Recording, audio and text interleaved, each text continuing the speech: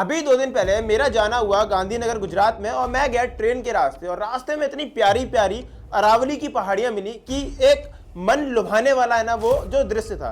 और उसी वक्त मैंने एक न्यूज पढ़ी कि इंडियन गवर्नमेंट ने जो अरावली की पहाड़ियों के लिए जो डेफिनेशन हमारे सुप्रीम कोर्ट में दी है वो ये दी है कि 100 मीटर से नीचे की पहाड़ी को वो अरावली की पहाड़ी नहीं मानेंगे।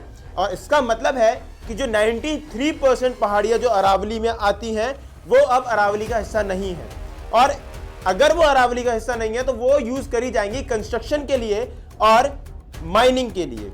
अब मुझे एक बात समझ में नहीं आती है, आप उस अरावली को काटने की, उस अरावली पे कंस्ट्रक्शन और माइनिंग की बात कर रहे हैं जिस अरावली के कारण आपकी दिल्ली अभी तक सलामत है।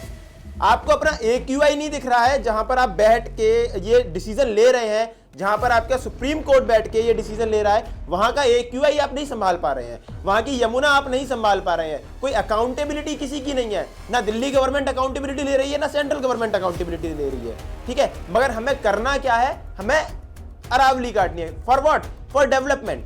ठीक है, आप डेवलपमेंट कर रहे हो, मान गए, आप इतना ही डेवलपमेंट कर रहे हो तो इसरो का जो हमारा बजट है वो क्यों नहीं बढ़ा रहे सर? आप लाडली बहना में पैसे देने को तैयार हो मगर इसरो का बजट बढ़ाने को नहीं। आप स्पेस एंड रिसर्च डेवलपमेंट में नहीं जा रहे, आप रिसर्च को प्रमोट नहीं कर रहे।